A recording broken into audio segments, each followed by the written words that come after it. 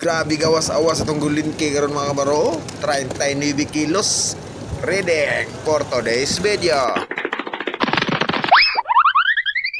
For today's video mga kamaro, grabe kagwapa o kadagko sa tong gulinki nga nakuha sa inarte yapon nga pricing no. 39 kilos din niya ang neat nga timbang ani mga kamaro. Bali ato na bayran ani kay 9,900 plus. Kay 285 man per kilo times 35 kilos. Kung nahibuong mo nga nung 39 na kung ingon ganina kay naa mo gutay subida nga 4 kilos. Pila presyo? 300. Ano na pa yang yo? 300 ang presyo.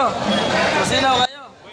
O kung sa nadungog ninyo, 300 atong presyo mga kamaro, 285 man atong kapital, na ipatong na tag 15-15. May lagi po doon taog mahalin yun siya sa 300. Ginagmay gining patong na to mga kamaro, pero importante makadala kitag pamugas sa aniron. Flex na lang po dahil ko ani mga burot nga gwapa mga kamaro, dili ni ako ang isdaha sa ako aning kauban ri kampir gyapon. Og pastilapan mga kamaro, nakakita pa kitag hapit magsumbagay din no, tungod lang gid ni Skariton.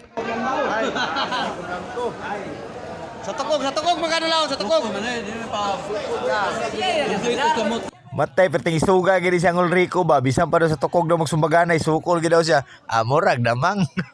Pero inaani nga sitwasyon ri mga kamaro normal ra gid no maglalis pero mga amigo gimitanan diri. Kunya diri lang tataman ako sa nibaligya kong isda daga salamat padayon tas pagpaningkamot.